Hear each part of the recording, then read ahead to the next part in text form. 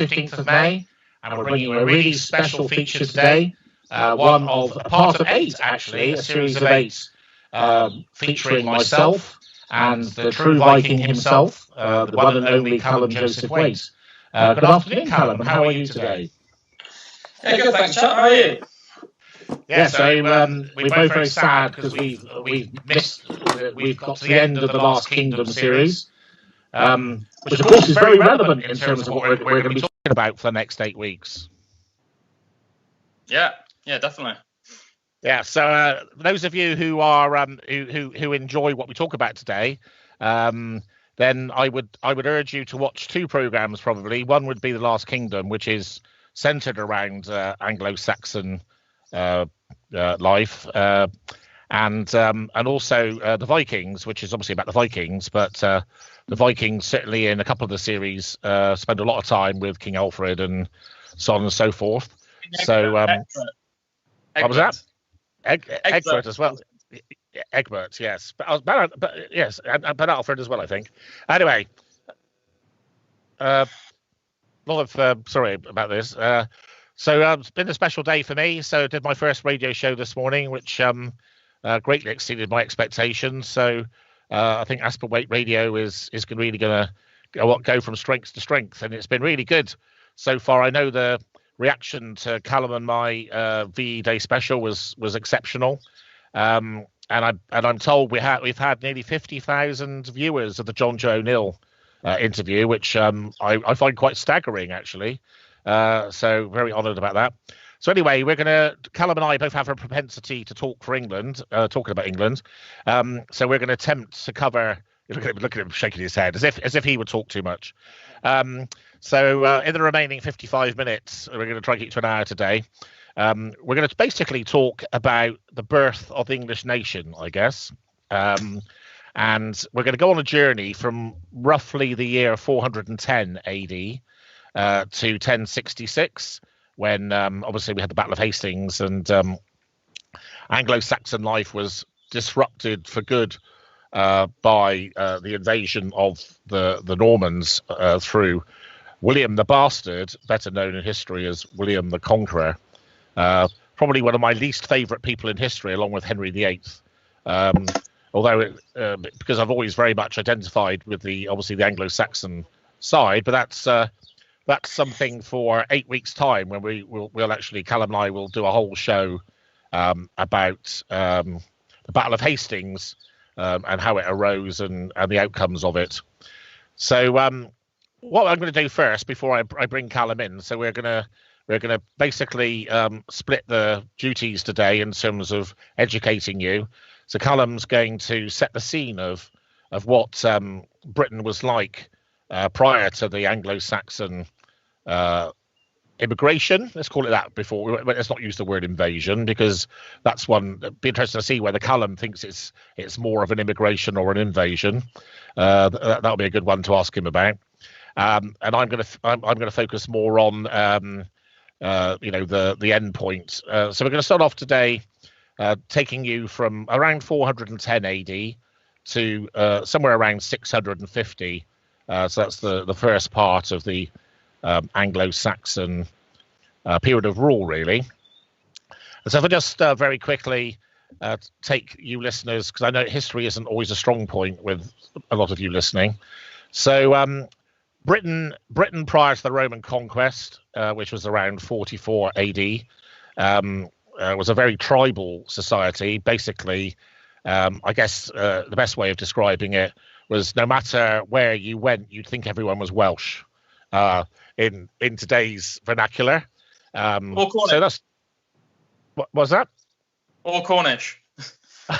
Well, interesting you should say that, because Cornwall, as you probably know, Callum, the kingdom was referred to as the West Welsh. That's right. Yeah. So I'll stand by my point that everyone spoke Welsh. We had a diverse number of tribes, no cohesion, and eventually, after a couple of failed attempts, where the Romans thought we were all rather sort of barbaric and scary people, and the soldiers generally were scared, I think is true to say. Eventually, under the emperorship of Emperor Claudius, the Romans finally managed to get a foothold in Britain, and then for around just under 400 years, we had Roman rule. So Britain then, I think the correct reference in history would be Romano-British. So we had a flourishing Britain under Romano rule. Obviously, the Brits themselves all lived in obviously Roman style accommodation with Roman habits, etc. We fast forward through to the end of the Romano period. Basically, Rome's being plundered by tribes, the Goths, the Vandals, the Visigoths, all these sort of people. Read about those because they're well worth a look as well. And basically, the Romans decided that Britain wasn't worth defending anymore. They had bigger fish to fry, and they basically said, "Sorry, Brits, we're pulling all our troops out and we're going back to the ranch." So that left the Britons, the Romano Britons, I think, as we could call them, basically left at the mercy of invaders, etc. So what would be really good, Callum? Perhaps so we start off. Perhaps you could tell us what life was like around that time, and perhaps the early part of how we got to the legend of King Arthur, for instance, and who he was fighting against, and where they came from. Okay, yeah. So by the time that the Romans left Britain in about 410 AD, I think it's worth mentioning. It's not like they all just packed up and left all together overnight. They would have different parts of Britain. The Romans would have left at different times and under slightly different circumstances, but it's widely agreed that they'd left completely by 410 AD. So by that point, all the Romano-British people obviously were completely assimilated into the Roman way of life. Obviously, after 400 years of occupation, so they would have lived in villas, Roman-style towns. These are large towns. Obviously, modern-day London was Londinium. York was founded by the Romans. At the time, it was called Eboracum. Canterbury, Canterbury, which is obviously still just Canterbury. And at the time, Wroxeter in Shropshire, which is just a village in Shropshire, but at the time, Wroxeter was another one of the major Roman towns. So everyone would have lived in villas, lived in these these big towns and settlements. And it's reported that the Anglo-Saxons, started raiding South and East Britain in the 4th century AD, but were beaten back, obviously, by the Roman armies. And actually, along the whole east coast of England, from the northeast down to the southeast, there are actually remains of fortifications that were set up to deal with these invaders. But obviously, when the Romans pulled out, part of the problem is that the Romans deliberately didn't encourage the Romano-British people to train in arms, to have much of a military or anything like this. So once the Roman armies pulled out, they were quite defenseless, really, against any incoming invaders. Can I just jump in there, please, old chap? So one of the things I wanted to get a view on, and obviously tell the listeners, is actually one of the things that bizarrely happened to start with, as Callum rightly says. The Romano-British were ill prepared for defending themselves. There was no real cohesion or military force, and how the Germanic tribes, let's call them that to start with, because that's something I want to talk to you about in a minute, because obviously your reference just to Anglo-Saxons is slightly incomplete in terms of the whole. To start with, the invading Germanic peoples were actually hired as mercenaries to help protect the Romano-British. I believe that's true, isn't it? Yeah, I mean, I think with these things, it's important to say is no historian knows 100%, or maybe it's more accurate to say is history doesn't know 100%. Different historians have slightly different views. A bit like what you were saying earlier. There's an argument of whether they were an invading force that came in and slaughtered everyone and took over, or did they just sort of come and assimilate themselves into the culture? So there is a little bit of confusion with that. There isn't a whole lot of written accounts from the time.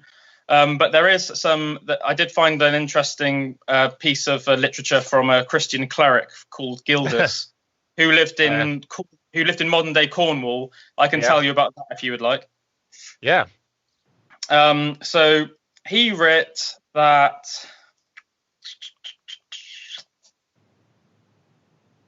he describes in his account the departure of the Roman army, followed by the arrival of what he described as bloodthirsty invaders who killed the native British population or drove them into exile. Gildas wrote this in about 500 AD. In most likely what would be modern day Cornwall. So it's interesting that that is what Gildas writ in about 500 AD. Yeah, again, so obviously Callum and I are both rather fastidious about this, so I have a very strong opinion on this subject. So from what I've read over the years, it's generally estimated that somewhere around 20,000 people came from Northern Europe. Let's leave it at that for now, and Callum might tell us what Northern Europe means.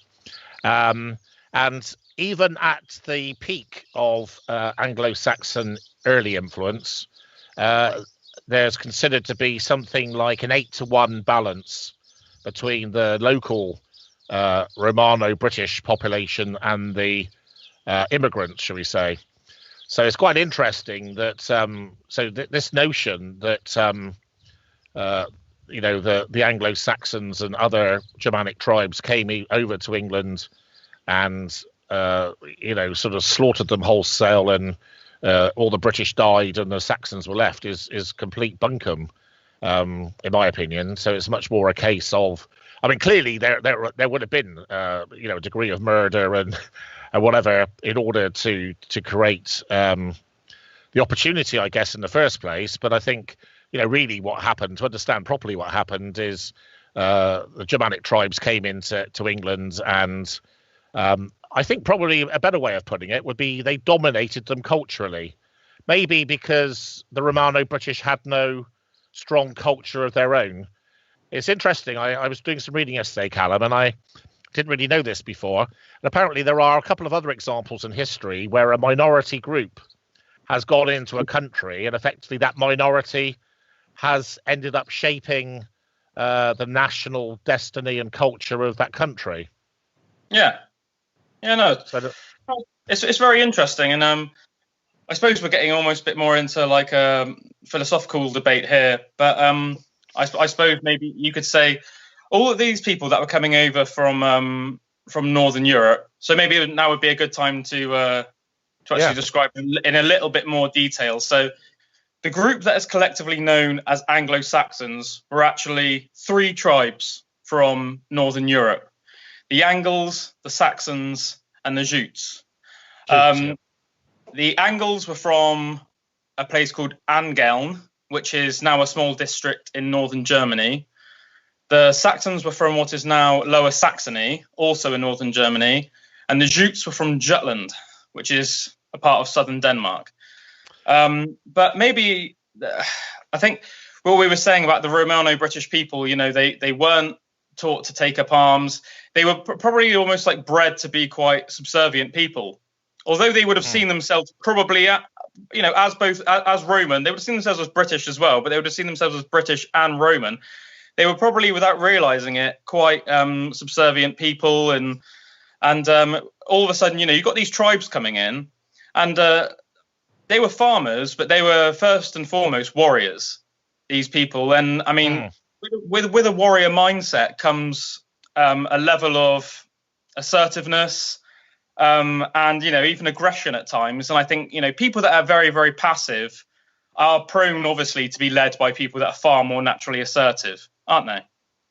Yeah, what would be interesting, Callum, as I say, we don't have, unfortunately, we don't have a huge amount of time today to go into this period in micro detail, but um, I'd just like to have a quick discussion with you about the birth of Arthur as a concept. And I think what's remarkable is, we have this reference to the period we're talking about today as the Dark Ages. And actually, I think I'm right in saying both you and I love this period of history. And I think it does the people of the time a huge injustice to refer to them as the Dark Ages. And of course, what is truly remarkable is we have a warlord, probably. I'd be interested to get your view on this.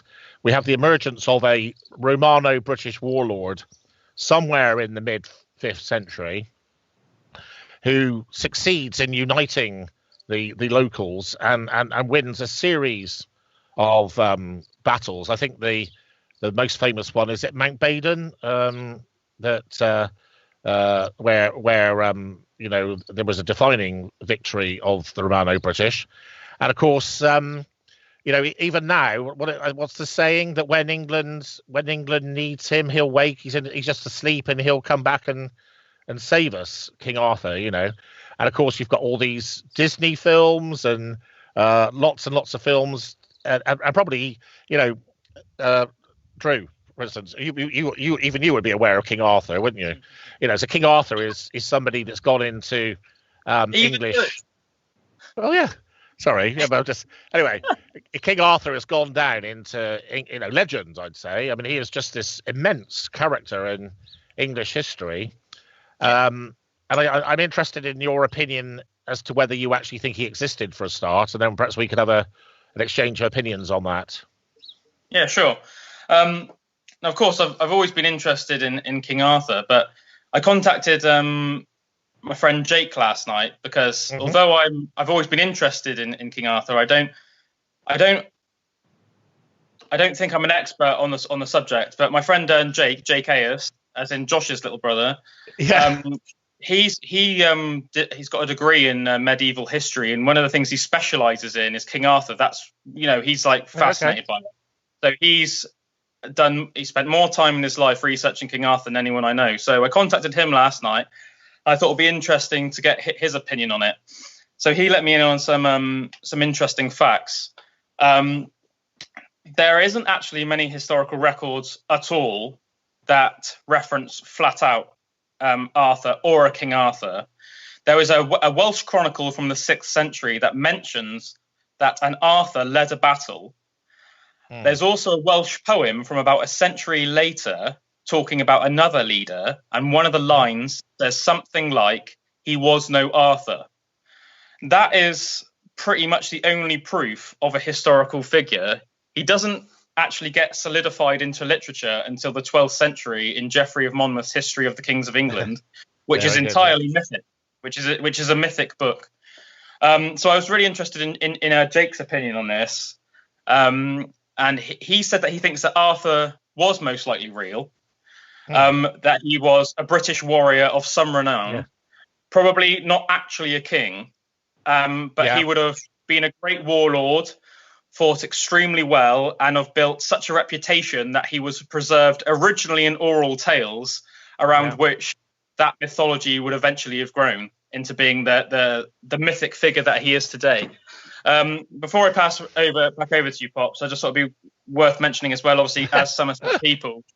And yet again, Drew will like this one. Obviously, one of the tales of King Arthur is that he's asleep under Glastonbury Tor, which, for anybody listening, Glastonbury Tor is only about 10 miles from Mr. Pop's house and about 20 miles from mine. So as you were saying, that one of the myths go that King Arthur and the Knights of the Round Table are asleep under Glastonbury Tor, and in the time of Britain's most dire need, they will rise and they will, come up from Glastonbury Tor and vanquish whatever great foe is put before us. Yeah, I think what's quite interesting, actually, I just before we move on from King Arthur, because he's such an important character. My personal view is that probably he was a Romano British chap called Ambrosius. I'm not sure how. I'm not clever enough to know how Ambrosius got defined back to Arthur. Probably other than, as you say, Geoffrey of Monmouth reinvented him. And of course, the Victorians have a lot to play in this as well, because the Victorians sort of reinvented the whole concept of Englishness, as you probably know. So, there was undoubtedly, I think, whether so there obviously was never a bloke that came along and pulled a sword out of a stone or anything like that. I think there was undoubtedly a strong military leader. I think he was almost certainly not a king, as you say. And he was probably some sort of indigenous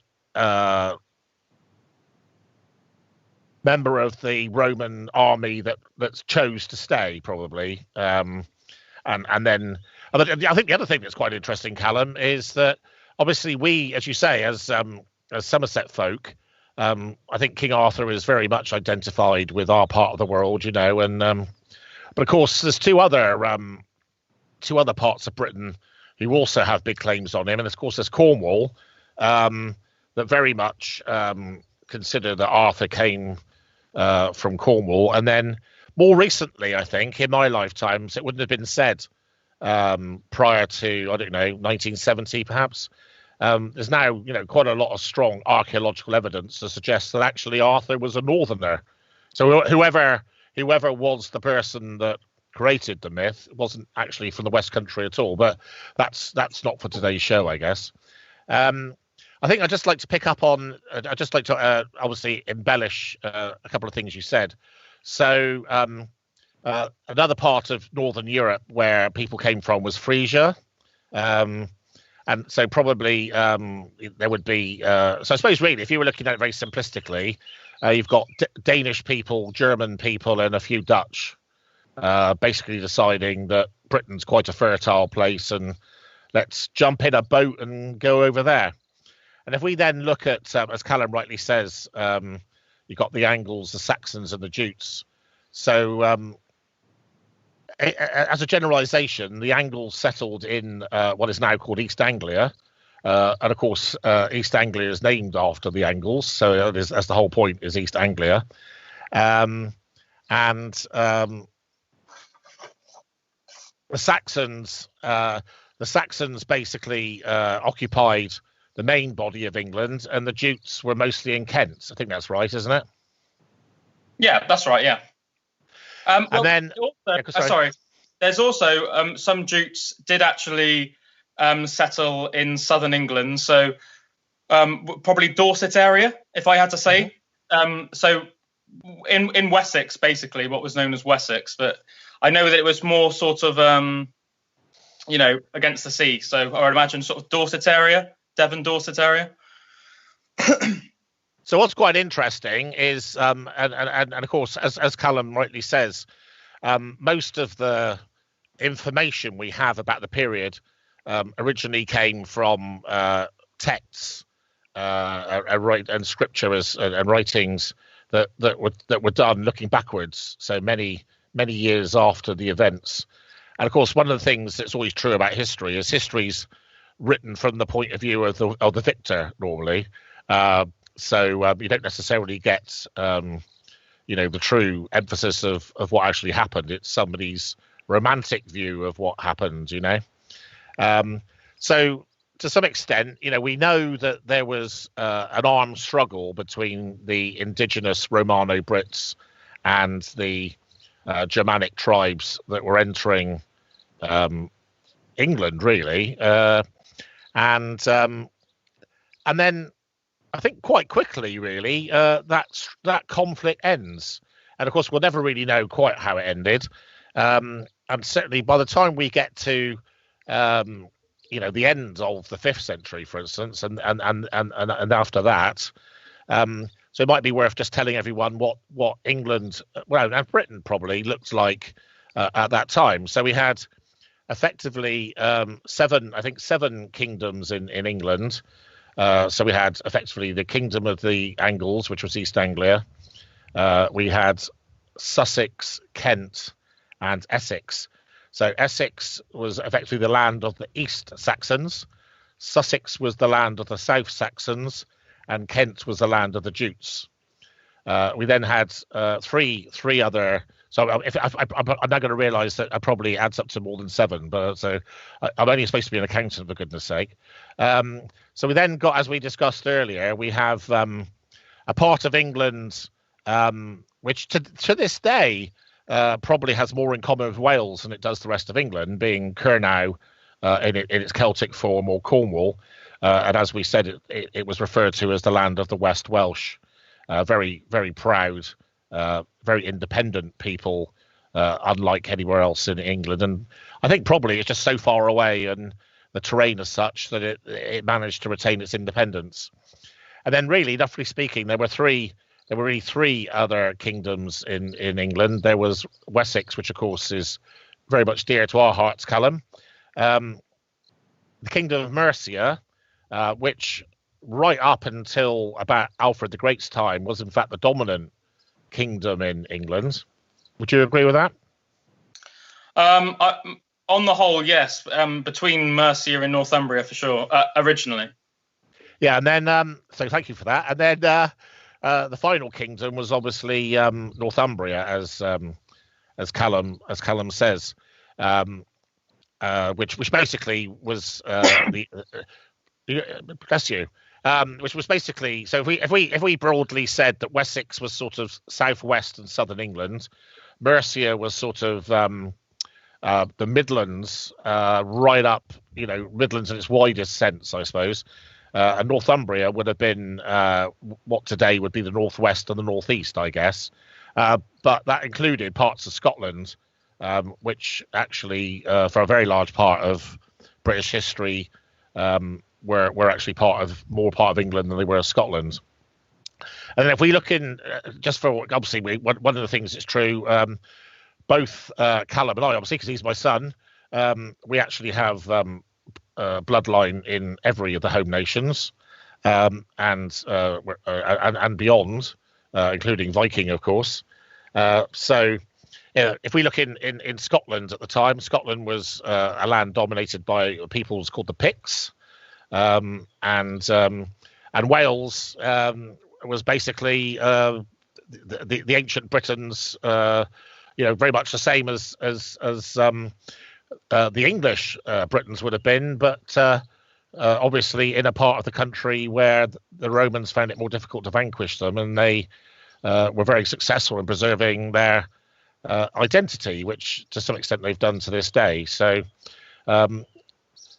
by the time of the end of the 5th century, we've basically got a Britain, which is so Scotland, Ireland, Wales, and Cornwall are basically still resembling something like the original peoples, and then England has become a Saxon, an Anglo-Saxon, which is, I think that term takes over in terms of referring to the whole of the nation, although it's generally considered that people at the time wouldn't have referred to themselves as Anglo-Saxons. By the way, they would have said they were Saxons or Jutes or whatever they were.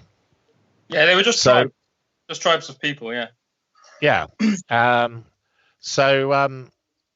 It's very interesting in itself, isn't it? In terms of how identities create. And I suppose one of the reasons why, even to this day, if you look at the rugby, for instance, why there's such a rivalry between, say, Wales and England or Scotland and England is born out of this whole period where England became quite a distinct country. And of course, the Scottish refer to the English in their native tongue as Sassenachs, and the Welsh word for Saxons is Sais. So obviously Sais and Sassenach are related words meaning the same thing. So that's what we're called to this day. So when do you think that? So it's interesting because you referred to the peoples of the English area as tribes. So in those early days, do you think that that's sort of how it was? Was it like there were 10 sort of kings and they were very much in their own little areas? Well, they started referring to themselves as kings once the kingdoms were established, but they originally would have just been warlords.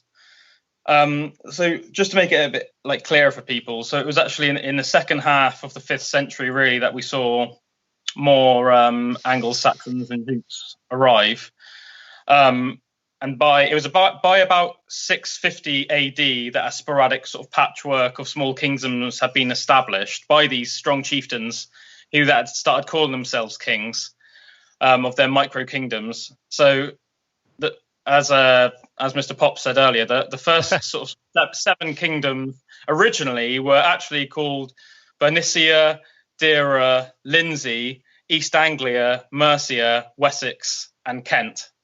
But in time, the smaller or less successful kingdoms were absorbed into the others, so either through aggression, economic shift, or by marriage. So by the 8th century, only 4 kingdoms remained, and that was Northumbria, Mercia. Don't get ahead of yourself, please. Sorry? Don't get ahead of yourself. That's for another episode. Oh yeah, I know. I was just saying, just to make it clear for people.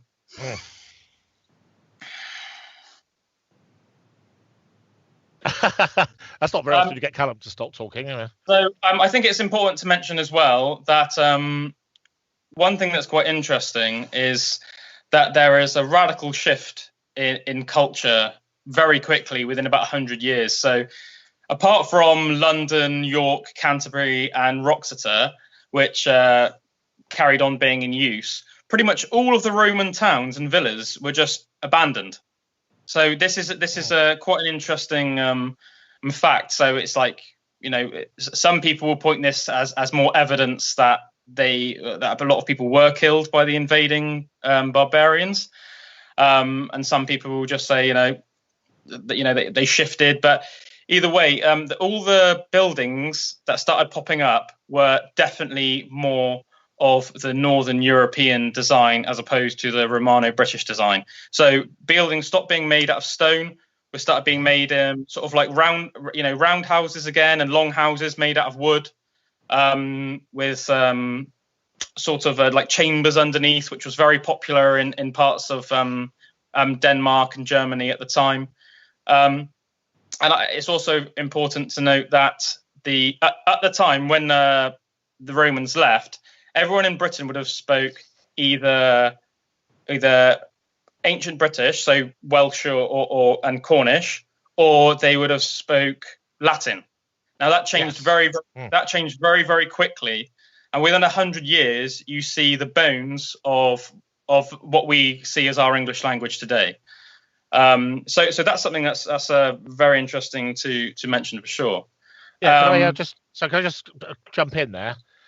So this is a fact for it's always nice to sort of give you defining facts, you people. So it's true to say that over 50% of all the words in the English language as of today, 2020, originated from that period of history. So 50%, which is a staggering amount, really, and what became, of course, what's called Old English.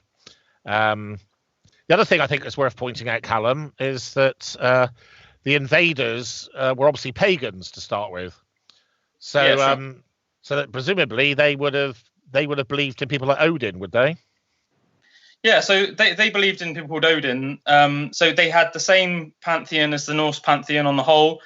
Ever so like tiny slight differences in language. So when during several centuries later, during the Viking, what we know is like the Danish Viking invasion, they would have called Odin, whereas at the time in the 5th century, the people in southern Denmark, northern Germany, etc., would have called him Woden.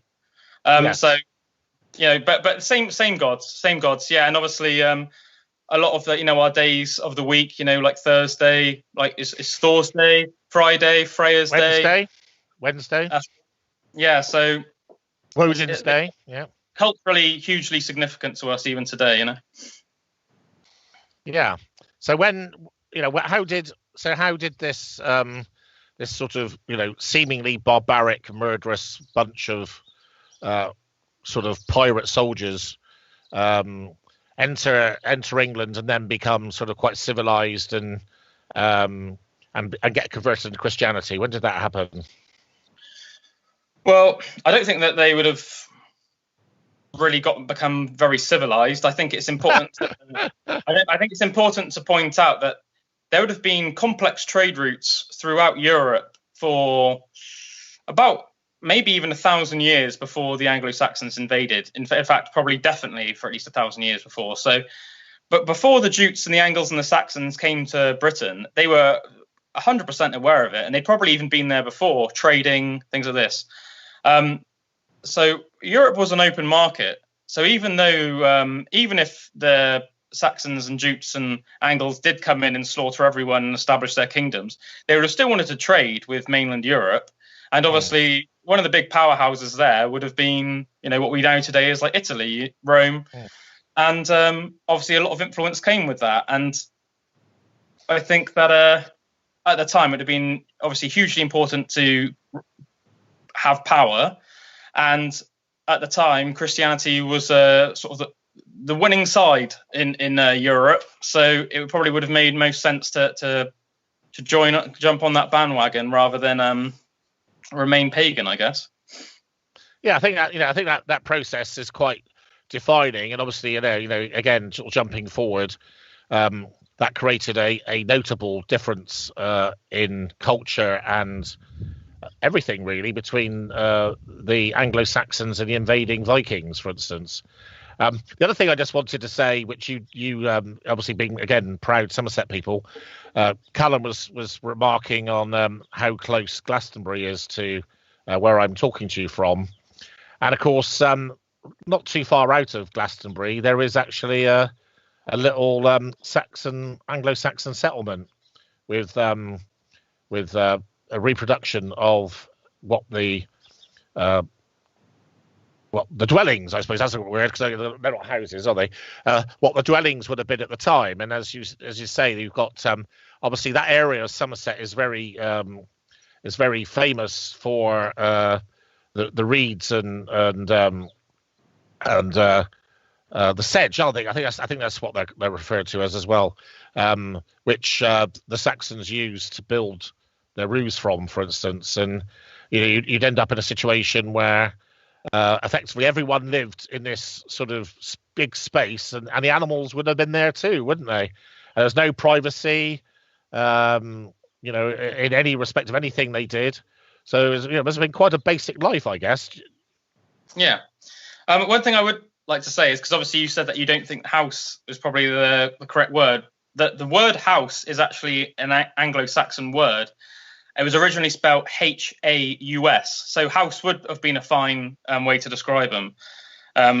I think they called them Grubenhaus. That was the original Anglo-Saxon word that you would call any sort of dwelling that you're in. You would call it the Grubenhaus. But one thing that I think is to me is one of the more interesting things is talking about sort of what did the Anglo-Saxons actually do? So when they were, and what I mean by that is, not like their politics or their religion or anything like this. I'm thinking so if you sat down in like a Saxon hall and you were having a feast, what would be going on around you? So I don't know if you actually know this, Pops, but you're like this. So apparently one of their favorite pastimes was horse racing. They loved horse racing, the Anglo-Saxons. So they would bet on horse racing. Obviously, they were big fans of hunting and feasting, but they were hugely musical people. They loved making works of art, in terms of music, I mean. They loved making music. They also very much enjoyed board games. It was very common to play chess and drafts in Saxon houses. And what they would have had, it was quite common to have nice, big, entertaining, big feasts. And these would have usually been accompanied by harp music and things like juggling, things like this, and areas where you could play chess and stuff like that. So quite a nice scenario in my mind.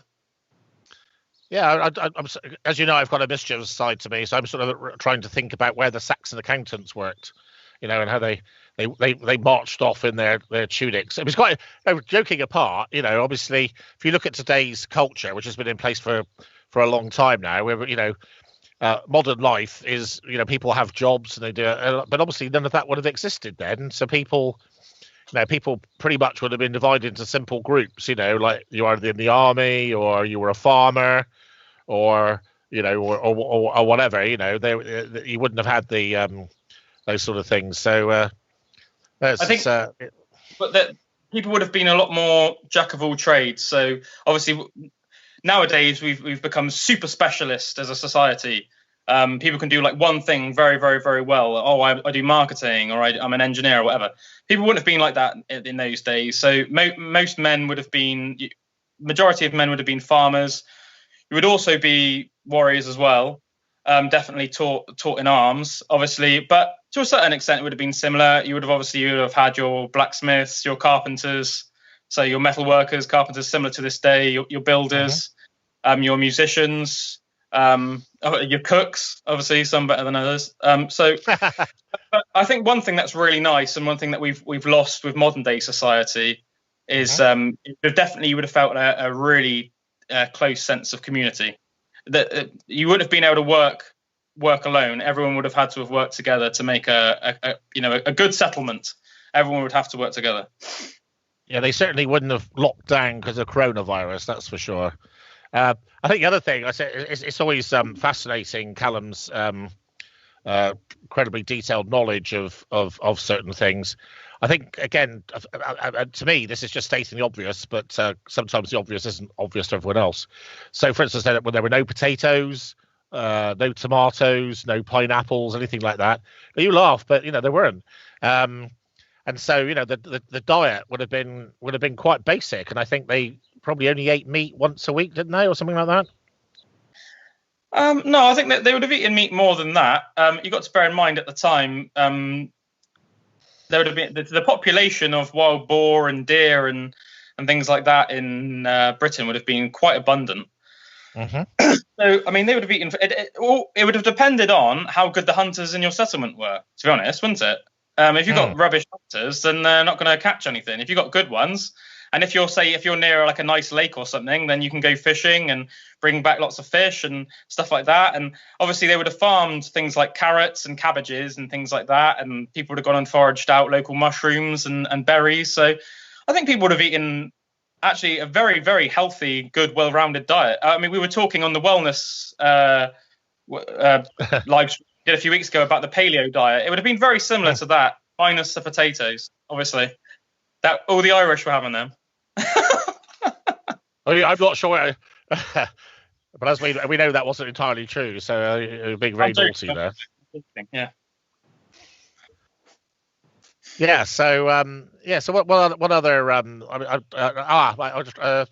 I was trying to think of. I had a fact. I'm having a blonde moment at the moment because I was. Yes, I know what I was going to talk about was literature.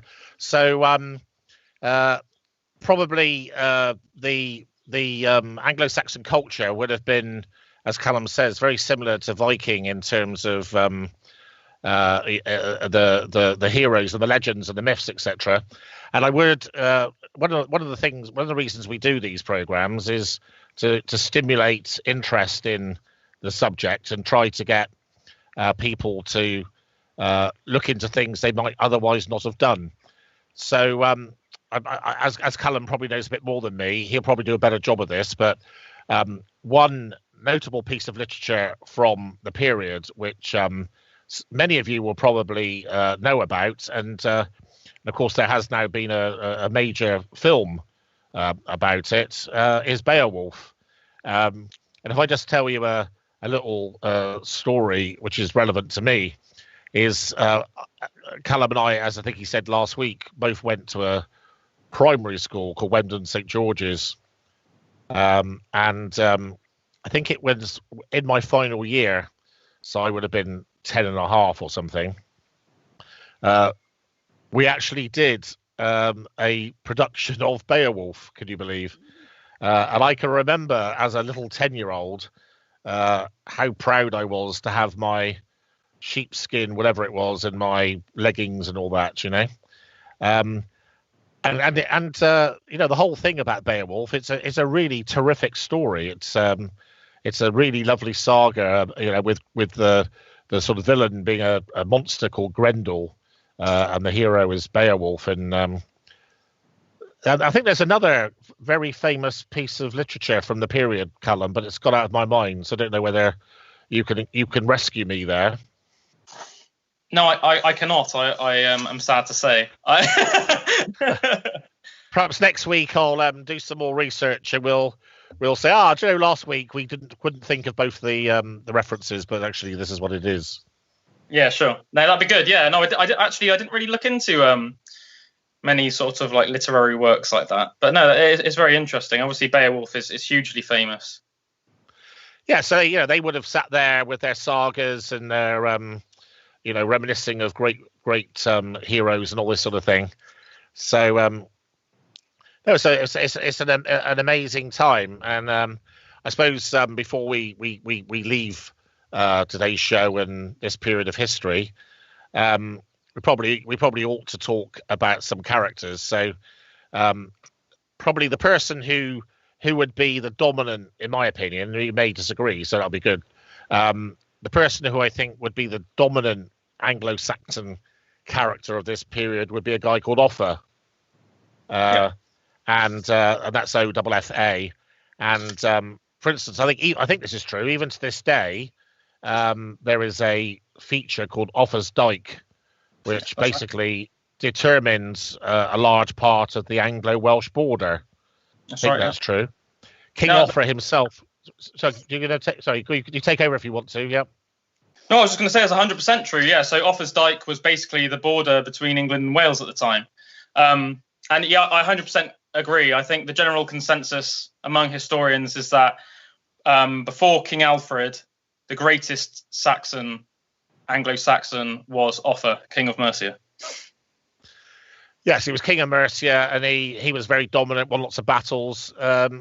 I'm not quite sure. Did he end up getting killed himself? I think he did. I'm not certain of that. I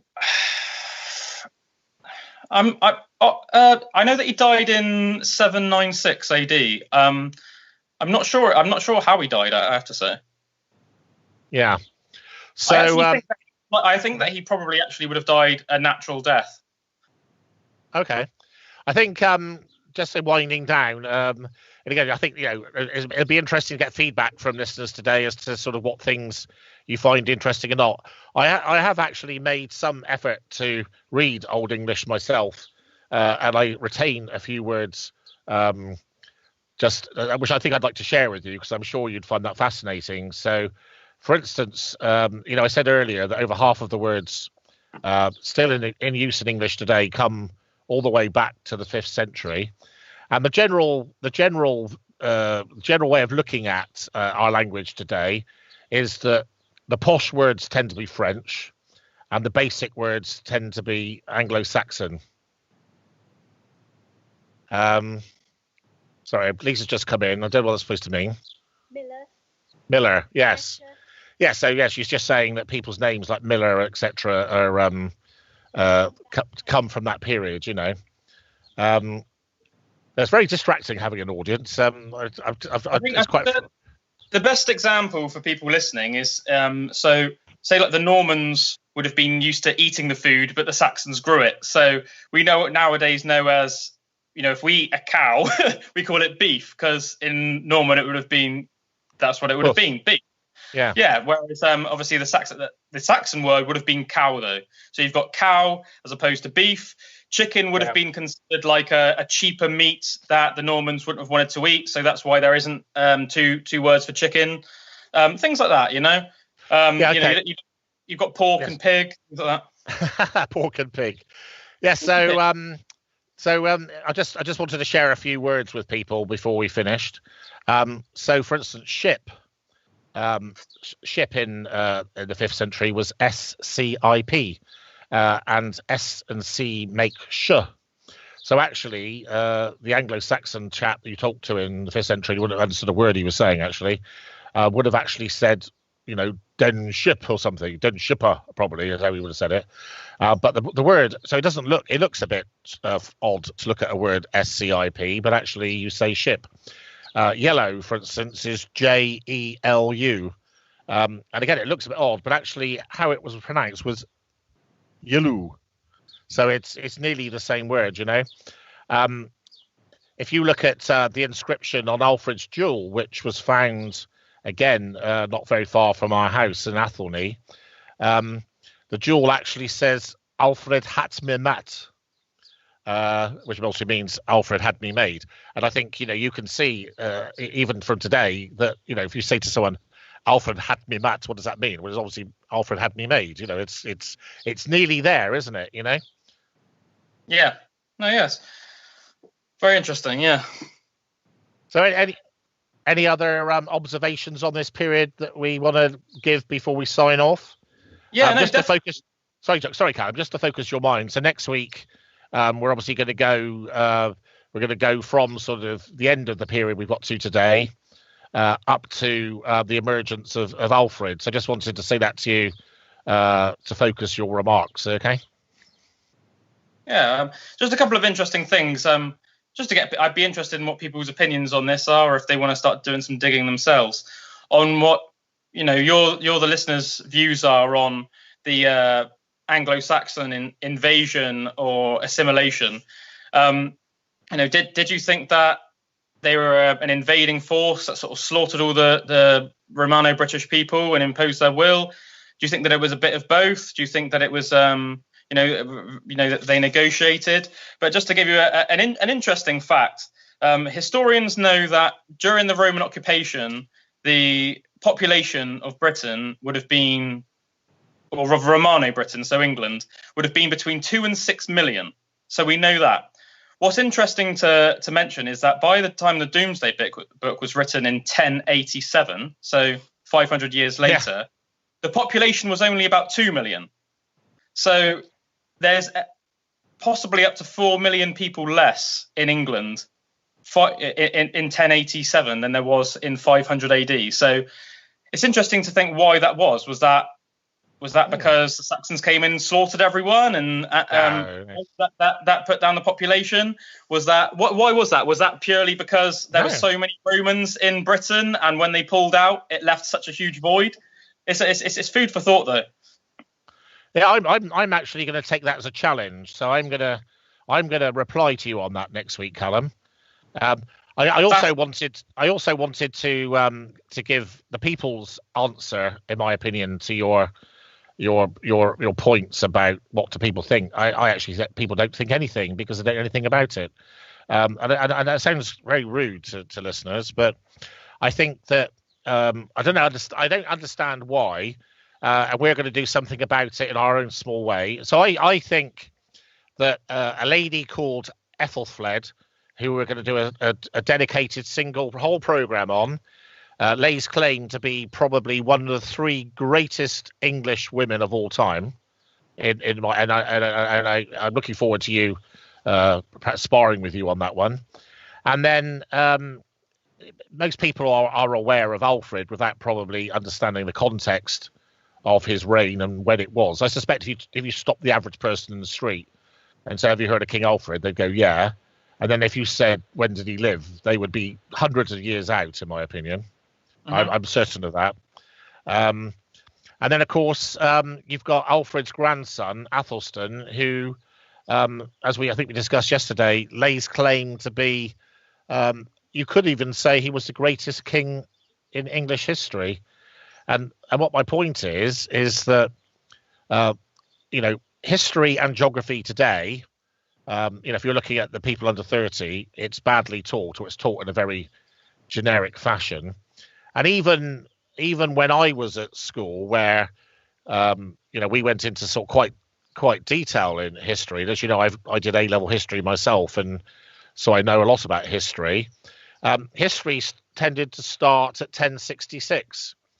And if you look at most charts about the monarchs of England and Great Britain, they tend to start with William I. You know, William the Conqueror is, and if you're lucky, you might get Edward the Confessor, who, of course, was the king that died and caused all the trouble that led to William the Conqueror coming in the first place. But, you know, this whole period of history is largely ignored. And one of the things that has been a delight, and I think that is a word I would use, has been a delight. And you've been very fortunate, Callum, because you've been born in this time, whereas for me it took, I don't know, 50 years for this to happen.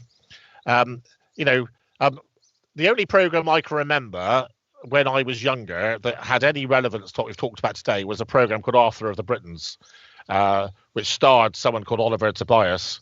And I actually watched a couple of episodes a few months ago. So I'd encourage you guys to go on YouTube and watch a couple of episodes of Arthur of Britons, because that's quite good.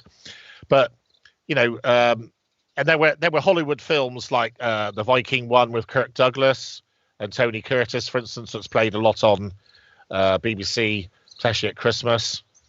But in terms of sort of quality dramas and films, there was, you know, precious little to do with Anglo-Saxon times, you know. Whereas, of course, now we've almost gone the other way, and now we've got lots of wonderful programs and films about this period. So I think my point is, Callum, is that people wouldn't know, they don't care, they haven't even thought about it probably. You know, if you said to the average person, you know, what was going on in 300, what was going on in 600, what's going on in 900, tell me, I think they just look at you blankly, you know. And obviously one of the reasons we're doing these programs is to see if we can do something about that.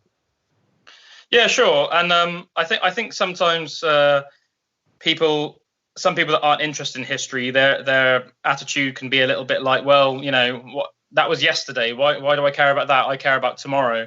And I think one thing that I know personally has helped me form a great deal of my decisions is you can learn so much about how to act in the present and the future by what happened in the past. Because what you see is just a cycle of history repeating itself century after century after century. Yes, with new technology, slightly different people, but you see the same problems rising time and time again politically, with war issues. Yeah. You can look at the results of the past. You know, like you can almost like see it as like the meta-analysis of the past. You know, rather than taking 100 studies and making a meta-analysis out of it, look at 100 times in the past that this happened. But what were the outcomes? So if you're faced with whether it's you as an individual or you as a country or whatever, if you're faced with a problem nowadays, well, look to the past. You know, what happened then? You know, oh, if I take this course of action, or if we take this course of action, we know we're probably going to fail. We'll be doomed because look what happened in the past. So yeah, okay. You know, it might not sound the most glamorous thing, but we should probably go this route because this is the tried and tested method, and this is the one that's worked in the past. You know. Okay, Callum. Well, I think that's that's enough for today. So as I said earlier, I think one of the things that's is emerging in our early days of bringing all these media programs to you and our radio station is that the history programs in particular are very popular. So we get a lot more listeners when we talk about history, and as you can tell, both the Viking and the Cuddly Viking. One of my great pleasures is that Callum will end up looking like me and he'll hate it. And he'll do everything he can. Look at him there, shaking his little head. He'll say, "No, I won't. I'll still be ripped when I'm 7,500." So you know, we, as you can tell, we really enjoy the historical journey. We got a lot of information, and we're really looking forward to sharing that with you. So we've got a dedicated series over 8 weeks of taking you through Romano British period all the way through to 1066. So thank you ever so much, Callum, for that, and I really look forward to discussing the next saga in the development of England as a country, which of course is still some way off. And you look after that lovely daughter of yours, and we'll talk next week. Yes, yeah, sounds great. I look forward to it. And then in closing, because I couldn't find the Anglo-Saxon #1 from the period, so obviously that's one thing they didn't very well. They didn't have a stock at Aikena and Watermuna. That was a little joke, by the way. So we're not going to be able to play some Anglo-Saxon music today. So we're actually going to play out today with one of my favourite bands and one of my favourite songs of all time, which anyone that's seen me after a few drinks and has seen me at live gigs will know. What was that? What was the band that we used to like that Joe Wynn was in? Snapper, yeah. Snapper used to do a fantastic cover version of Hash Pipe by Weezer. Weezer are just an amazing group, and this is I'd say one of my favourite songs of all time. So, in due homage to our fine Germanic tribe ancestors, I don't know quite how they would have pronounced Weezer, but they're playing out today with Hash Pipe by Weezer. You have a great weekend. We've really enjoyed ourselves today. It's been a defining moment in Aspen Waite's life, and I do admit to having a bit of a blubber earlier during my radio program. So thanks for tuning in. Really appreciate it. Tell your friends all about it. And Callum and I look forward to sparring again next week. Thanks, guys.